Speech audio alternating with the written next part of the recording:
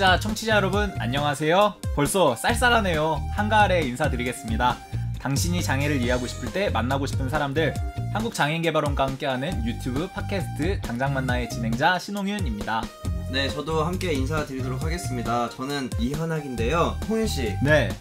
홍윤씨가 작가님이시잖아요. 네네네. 제가 써드리는 거 있죠? 저는 네. 가을과 너무 잘 어울린다라는 이런 얘기를 왜 쓰시는 건지 제가 궁금하거든요. 그렇게 해야 제가 좀 놀리고 들어가면서 이게 예. 대본이 되잖아요. 네네네. 제가 이 대본을 보고서 가을과 좀 어울리는 옷을 입고 와봤어요. 아, 그렇네요. 이런 면에서 제가 좀 가을과 잘 어울리는 남자인 건 맞는 것 같은데. 우리 시청자, 구독자 분들께서 우리 굳이 더 얘기 안 해도 현학 씨가 네. 어떤 부분에서 가을과 잘 어울리는지 확인해 주실 것 같아요. 근데 홍윤씨. 네. 오늘 저희가 특별한 주제를 좀 가지고 만났다고 들었는데. 맞아요. 오늘 저희 너무 좀 자유롭게 좀 프리하게 네. 있죠. 네네. 오늘 주제가 바로 절친 특집입니다. 짱친 특집으로 저희가 준비를 했는데, 저희와 너무나 가까운 친구지만 엄청나게 유명한 장애계의 셀럽을 좀 모셔봤습니다. 네.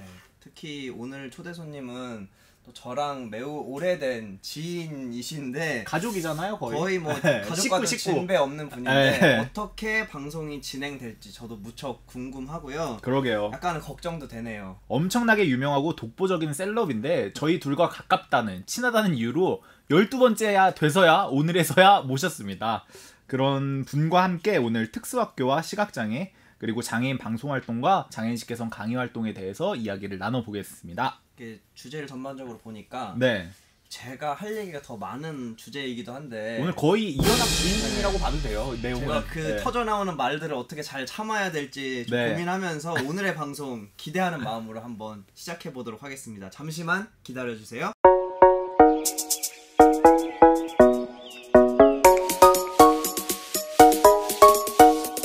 오늘의 게스트 소개해드리겠습니다. 당장 만나주신 12번째 손님, 대한민국 최초의 KBS 장애인 앵커를 성취하고 현재 다양한 방송활동과 장애인식 개선 활동을 이어오고 있는 분입니다. 이창훈 아나운서 모셨습니다. 안녕하세요. 이거 다음에 리액션을 이거지. 네, 너무 좋습니다. 좀 죄송한데 아나운서라고 소개를 드렸는데 너무 약간 예능인 같은 리액션으로 도입부부터 인사를 해주신 것 같은데. 뭐 어때? 나 너무 좋았어. 상쾌하고. 예. 일단은 그러면 인사를 하실 때는 좀 아나운서 톤으로 정제돼서 한번 자기소개를. 자, 오늘 저희 현학 씨, 오늘 우리 창훈 형한테 아나운서님이라고 오늘 하는 거예요. 예, 알겠습니다. 저희가 너무 자주 만나는데 오늘 이런 호칭을 처음 해봐요. 아나운서님이라고 이제 해서 오늘 진행을 해야 됩니다. 아나운서님, 사실 이 아나운서님 표현도 어색한데 오늘 잘 참고 오늘 한번 우리 같이 가봐요. 네. 이틀 전에 만날 때만 해도 창훈이 형이었는데 오늘 좀 아나운서님으로 호칭을 해서 진행을 하겠습니다. 우리 창훈 씨 육성으로 우리 청취자, 시청자분들께 자기소개 좀 부탁드리겠습니다. 저는 국내 첫 장애인 앵커 이창훈입니다. 반갑습니다. 안녕하세요. 야우. 네. 톤이 너무 확 달라지네. 지금 혼내가지고 그렇게 된 거잖아요. 네. 더 자유롭게 방송하시면 될 이제 것 끝났어. 같아요. 이렇게. 오케이. 좋네. 네. 네. 이창훈 아나운서 또 앵커로 또 유명하신 분이시고 또 다양한 사회 활동들을 하고 계시는데 좀 더 지금 현재 하고 계신 활동들을 좀 소개해 주시면 좋을 것 같아요. 정리하면 말하는 일을 하고 있어요. 주로 이제 사람들 만나서 말을 하기도 하고 또 이제 마이크에 대고 말을 하기도 하고, 크게 보면 두 가지 입장으로 말을 하죠. 좀 더 풀어서 말하면 KBS 3라디오에서 매주 월요일마다 행복뉴스라는 코너로 사람들을 만나고 있고요. 또 제가 야구를 굉장히 좋아하거든요. 듣는 야구란 팟캐스트를 통해서 또 청취자들을 만나고 있습니다. 그 외에도 앞으로 쭉 할 얘기지만 다양한 현장에서 강의를 계속해서 해가고 있기 때문에 입이 쉴 틈이 없어요. 그렇게 살고 있습니다. 네. 그러네. 우리 생각해보니까 우리 창훈 씨 야구 관련돼서 제가 질문을 넣었어야 되는데 그 얘기는 언제 한번 더 모실게요. 자연스럽게 할게요. 네. 안 물어봐도 안 된다. 창훈 씨한테 야구 얘기 물어보면은 너무 맞아. 말이 많아져요. 그러니까 이게 좀 야구 컨트롤이 얘기 됐어야 금지어예요. 됩니다. 우리 제가 아는 형들 중에 이 옆에 있는 두 형이 제일 착한 형들이에요. 제가 아는 형들 중에 정말 이렇게 그런 형들인데 그런 말 방송에서 하면 안 돼요. 굳어져요. 오늘 우리 착한 형들과 제가 우리 방송 녹화를 할 수 있어서 벌써 마음이 좀 편해지는 것 같아요. 형들 저한테 밥 한 끼씩 좀 사주시면 좋겠고요. 네, 오늘 네. 이창훈 아나운서님과는 시각장애와 특수학교 등 살아오신 이야기를 1부에서 이야기를 나누고 2부에선 장애인 방송인과 장애인식 개선 강사, 강의 활동들에 대해서 이야기를 나눠보겠습니다. 네, 좋습니다. 그럼 질문 먼저 이제 좀 드려볼게요. 본격적으로. 아나운서님, 시각장애도 다양한 원인과 증상 등의 차이가 좀 있잖아요. 그래서 그렇죠. 우리 아나운서님의 장애, 시각장애에 대해서 한번 또 이야기해 주시면 좋을 것 같아요. 저는 태어난 지 7개월 만에 뇌수막염 후유증으로 실명을 했어요. 뇌수막염이란 질환 아세요? 뇌수막염. 들어는 봤죠. 네, 네. 왜냐면 열이 펄펄 끓어요. 그게 뇌와 척수에 물이 차가지고 그로 인해서 후유증으로 다양한 장애가 발생하는데 저는 그게 시기능 쪽으로 왔어요. 그래서 시각장애인이 됐고 그때부터 시각장애인으로서 삶을 살아가고 있는 거죠. 그러면은 시력으로 뭔가를 경험하고 감각을 했던 기억은 없는. 전무하죠. No. 아, 없어요. 네네. 아, 오늘 없어요. 텐션이 너무 좋습니다. 창훈 씨, 자기 이렇게 장애 어떻게 왔는지도 얘기하는데도 이게 너무 이게 좋습니다.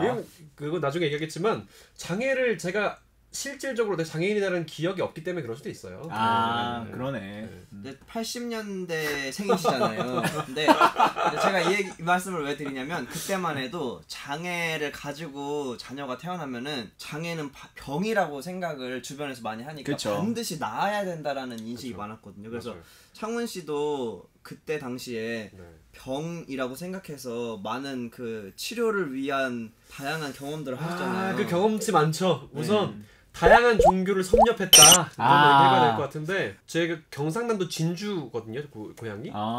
근처에 지리산이 있어요. 거기 이렇게 도 닦으러 많이 가시잖아요. 맞아요. 지리산에. 그 지리산에 득도하신 소위 축지법을 쓴다고 진짜? 알려진 도사님이 있었대요. 아 진짜? 예. 어머니가 이제 찾아갔대요. 저를 데리고 갔는데 얘는 안 되겠다. 도저히 방법이 없다라고 해서 돌려보내기도 했고 저희 집에 부적을 써보기도 했고요. 몇 번 굿도 해보기도 했고 좀 무서운 얘기지만 그 포천에 있는 모 기도원이 있어요. 어머니가 저를 4살 때 거기 떼놨어요. 왜냐면 나아야 된다고 나아야 생각하시니까. 되니까. 그렇죠. 그래서 제 왼쪽 이마를 한번 보시면 왼쪽에 흉터가 있어요. 그러네. 네, 나 흉터가 있어요. 전부터 궁금했어 진짜.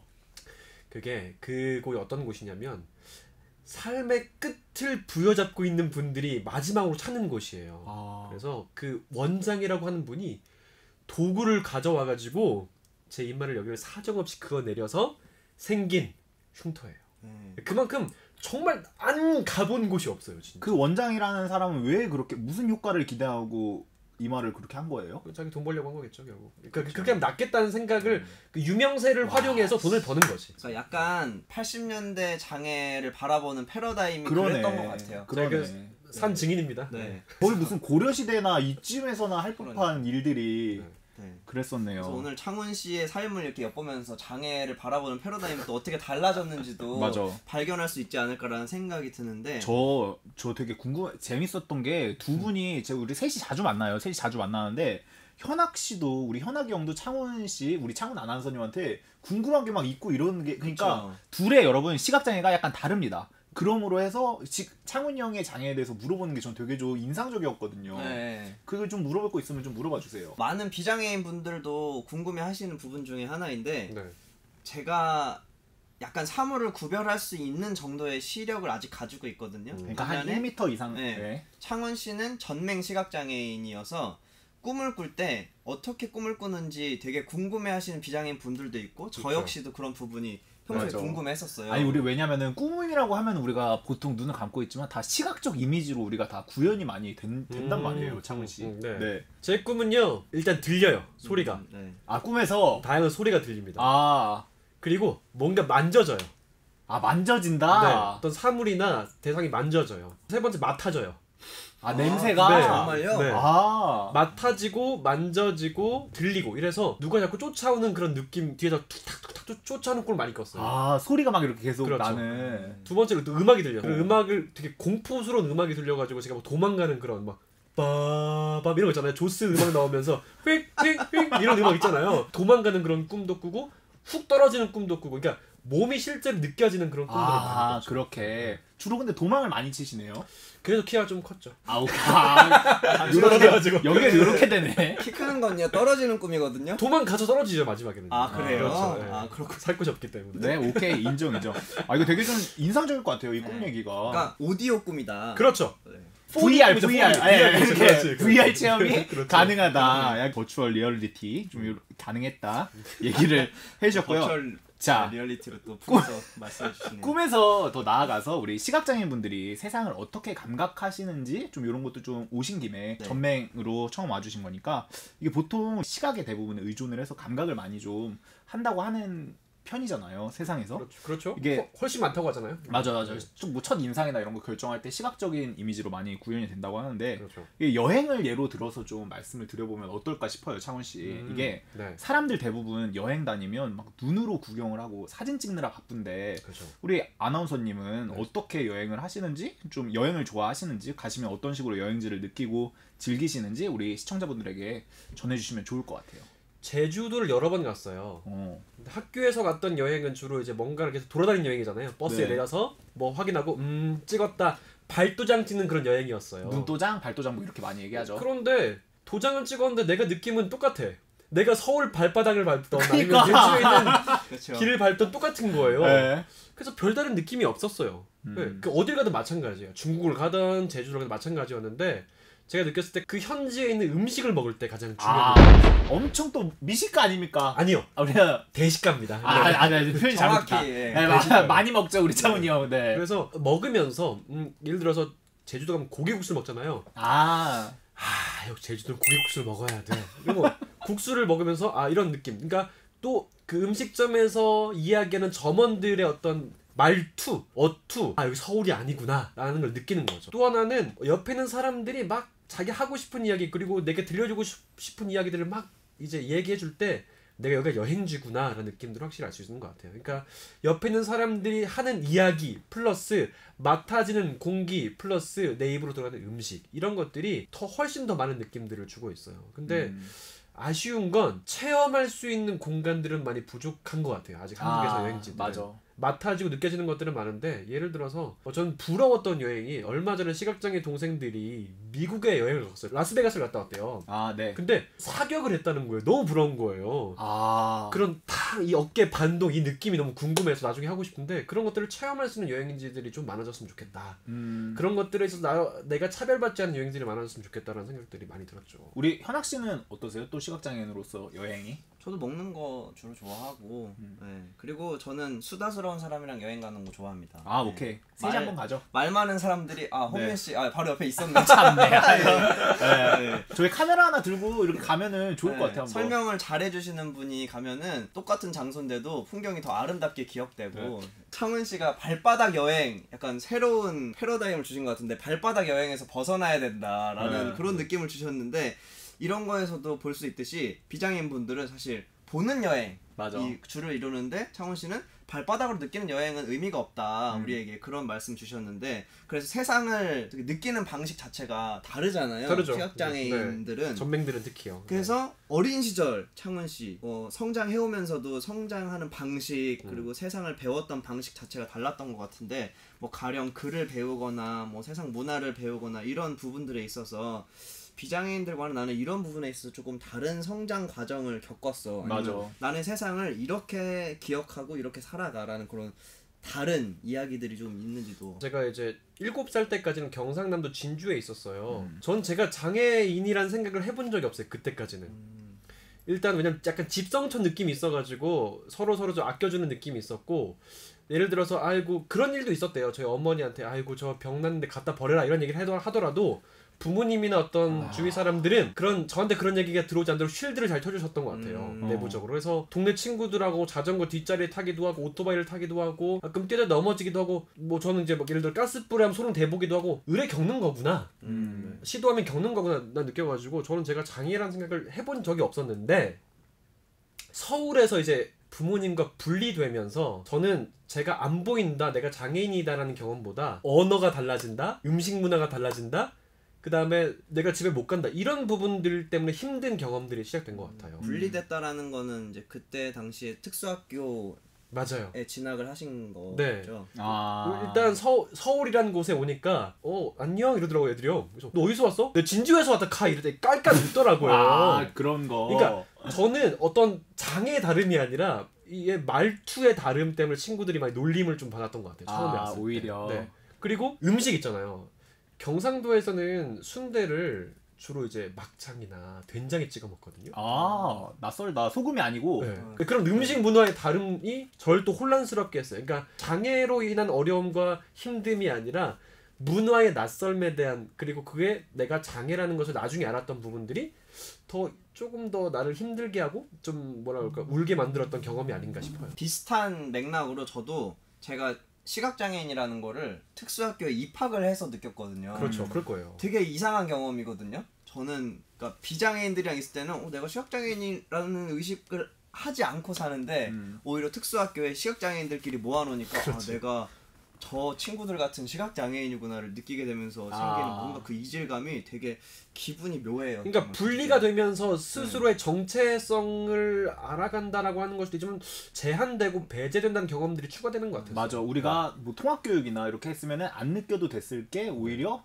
뭐 이렇게 시각장애인들끼리 모이게 됨으로 해서 정체성화되는 경험들 있는 것 같아요. 그게 생겼던 것 같아요. 저 어린 시절 경험 약간 이런 거 여쭤보고 싶었던 건데 우리가 막 시각적으로 막 이게 불이야, 이게 얼음이야 이런 식으로 어른들이 많이 좀 알려주거든요. 저희 어릴 때 자랄 때 보면서 야 저게 불이 어떻게 생긴지 보이지 홍윤아, 저런 데 가까이 가면 안 돼, 약간 이런 식으로 많이 좀 얘기를 해주고 하는데 뭐 자동차가 어떻게 생겼는지를 배운다거나 이런 것들 있잖아요, 창훈 씨. 보통 어릴 때 교육들이 대부분 시각적으로 교육들이 이루어지니까 이런 게 사물의 구분이나 이런 건 어릴 때 어떤 식으로 많이 배우셨는지. 엄청 많이 만지고 다녔어요, 손으로. 다 쓸고 다녔어요. 그래서 제가 궁금해가지고 이거 어떻게 차가 굴러가냐고 해서 운전대에 앉아보기도 했어요. 아 진짜? 시동을 걸어보기도 하고 이 밟아보기도 했는데 차가 안 나가더라고요. 그래서 이런 식으로 운전을 하는구나. 그리고 불은 전 많이 대봤죠. 손에 일부러. 네, 아니 일부러는 아니지만 탁 대면서 실수로 여러 가지 실수로 대보기도 하고 파스를 눈에 한번 대보기도 했어요. 죽을 뻔했죠. 파스를 대면서 이건 대면 안 되는구나.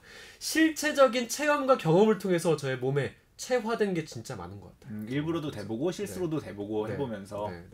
정말 맹학교 친구들 중에서 자주 다치고 호기심이 많은 친구일수록 뭐 감전이 생긴다거나 그렇죠. 화상을 입는다거나 그런 경우 진짜 많았어요. 그러니까 궁금하니까 일단 눈으로 보기 이전에 코끼리 아저씨는 코가 손이 아니라 시각장애는 눈이 손이니까. 그렇죠. 네. 그러니까 이렇게 손을 무조건 대보는 거죠.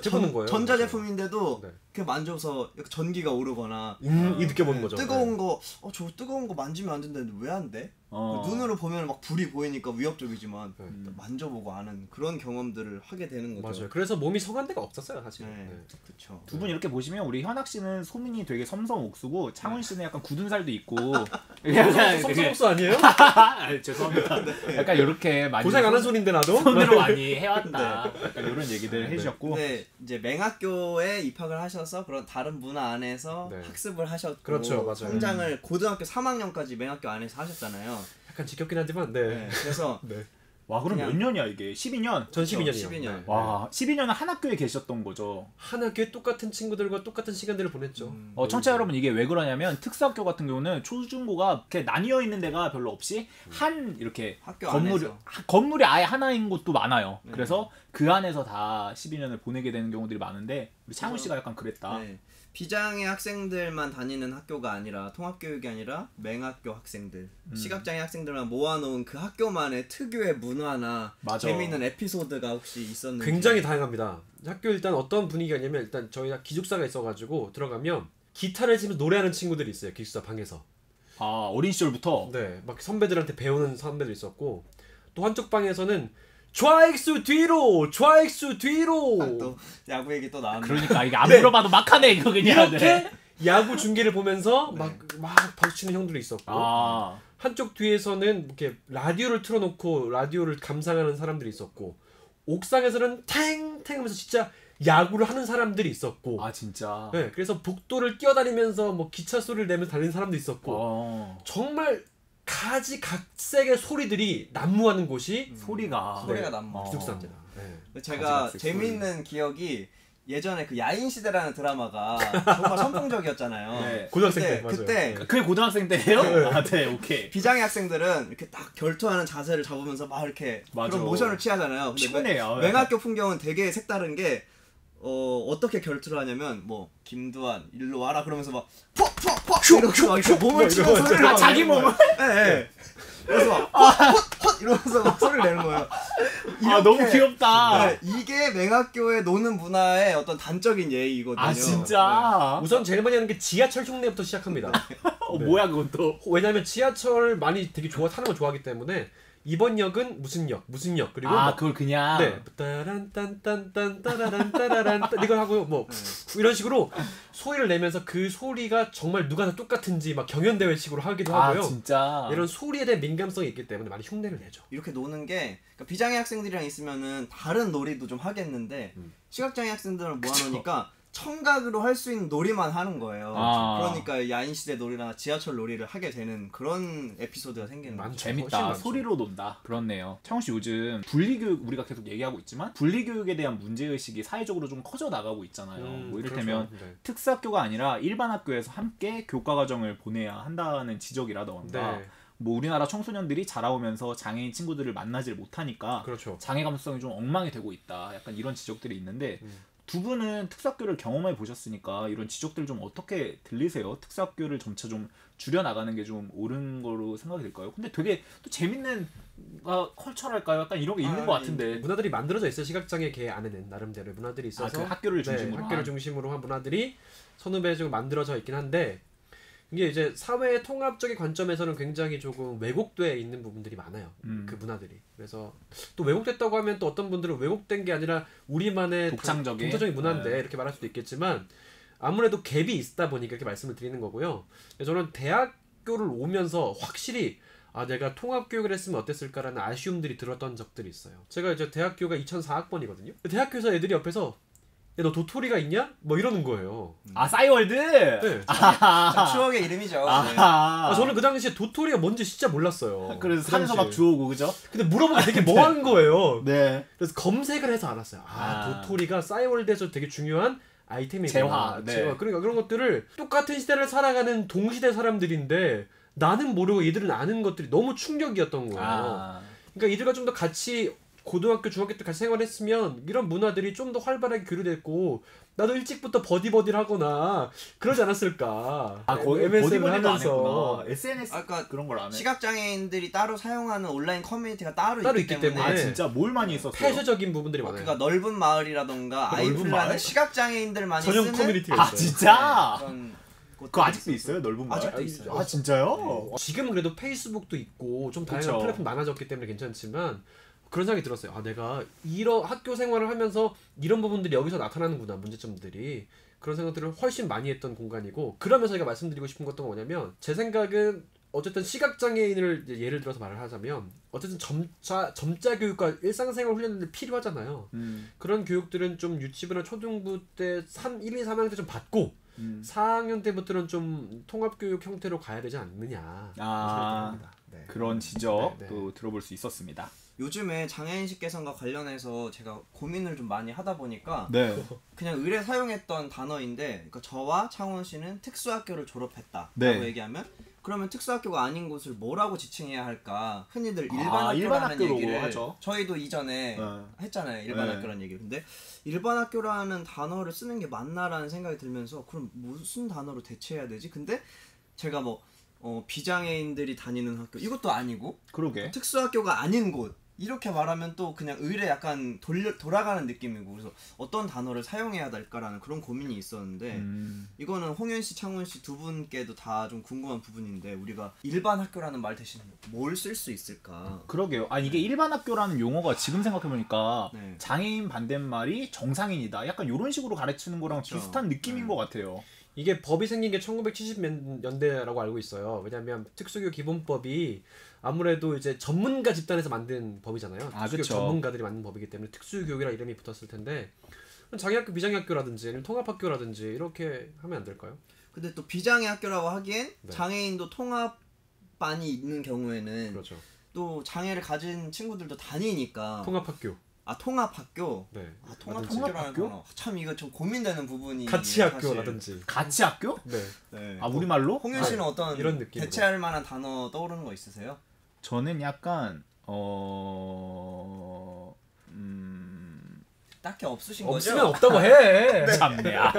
이거 근데 너무 어려워요. 왜 우리 선배님들 70년대 선배님들 왜 우리에게 이런 숙제를 주신 겁니까? 애초에 좀 잘해 주시죠. 정상화 네. 모델 때문에 그렇죠. 재활 패러다임이 있기 때문에 그렇죠. 네.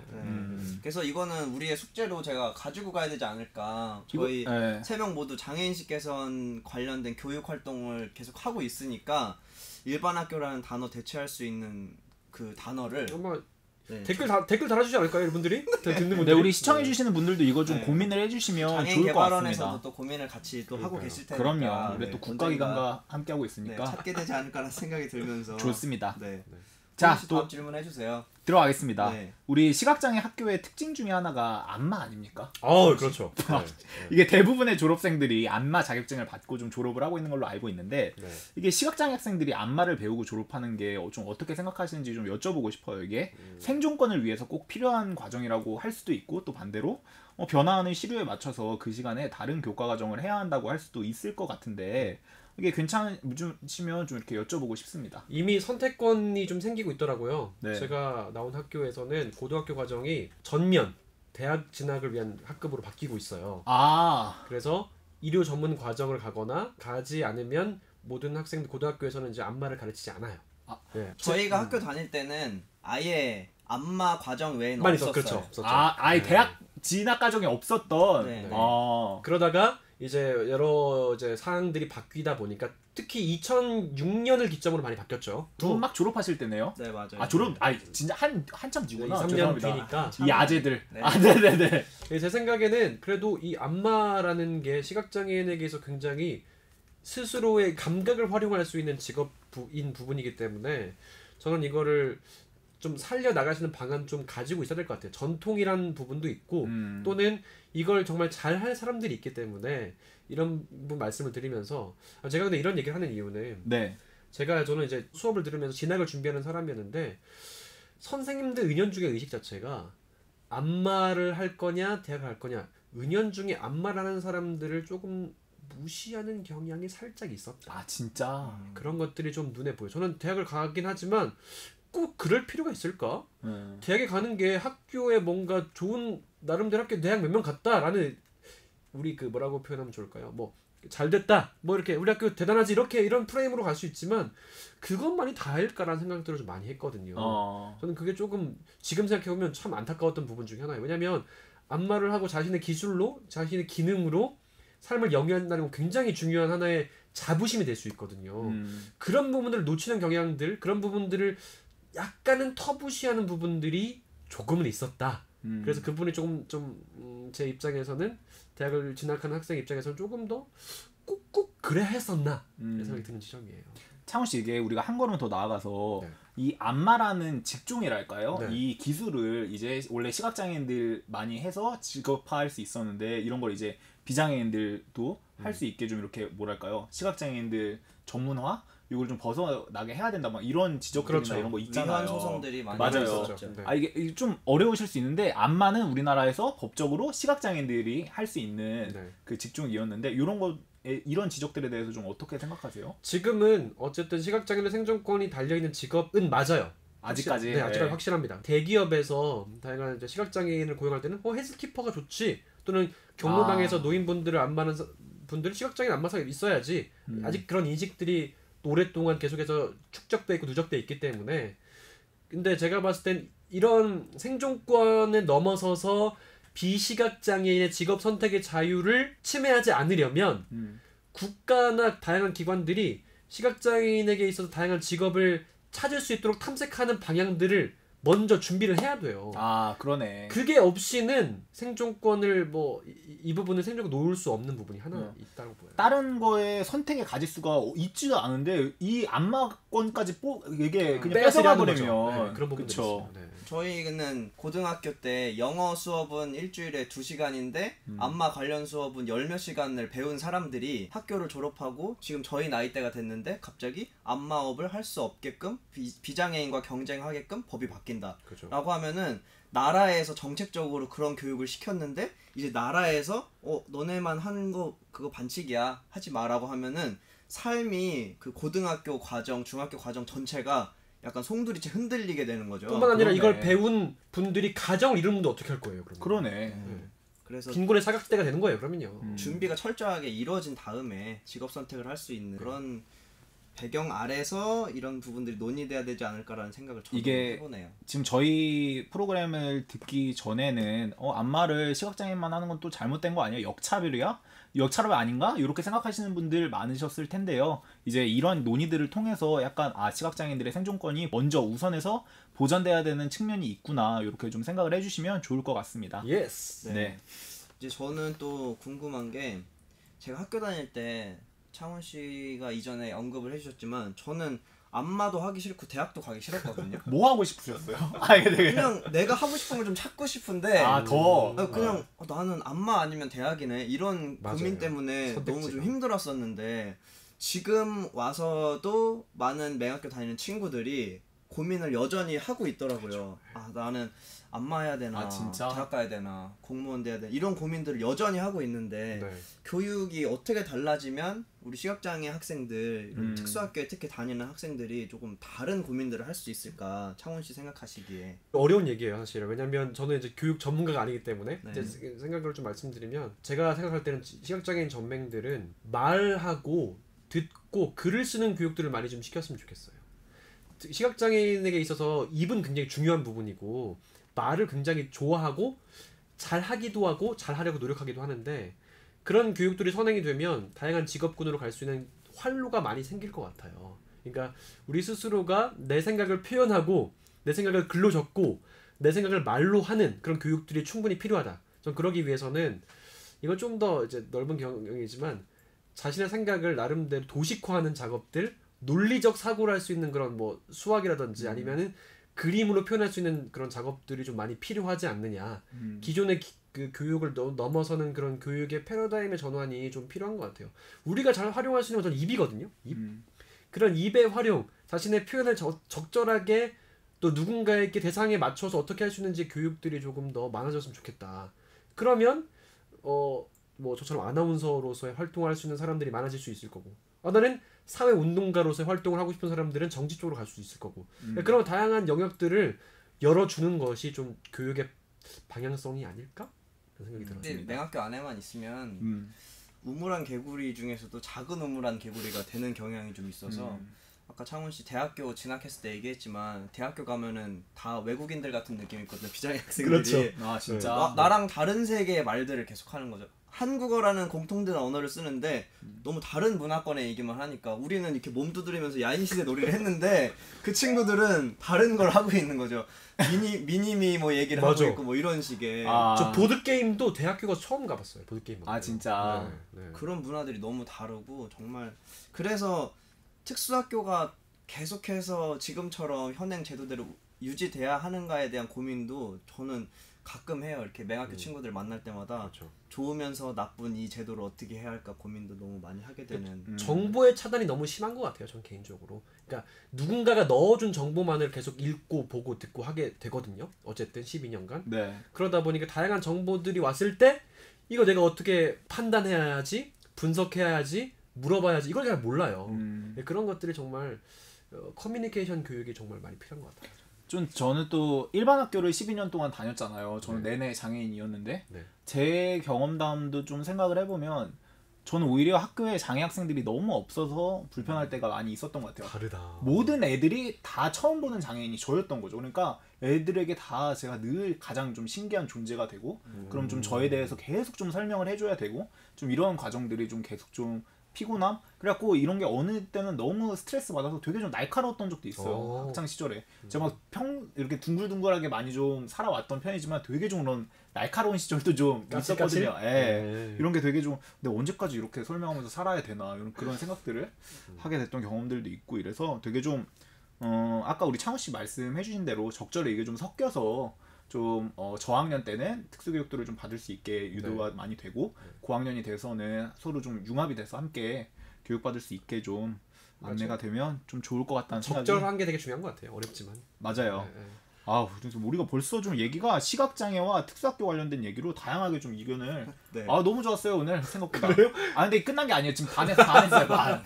해서 얘기를 나눠봤고 2부로 바로 또 넘어가봐도 될까요, 형들? 네, 뭐 하고 싶은 얘기가 되게 많이 남으셨죠, 창훈 씨? 지금 많이 못 꺼냈어요 지금요. 그럼 2부에서 저희 이제 전문 분야예요. 우리 방송과 강사 활동들 얘기를 한번 또 나눠서 얘기해 보겠습니다. 우리 시청자 여러분들 화면 고정 2부에서 뵙겠습니다.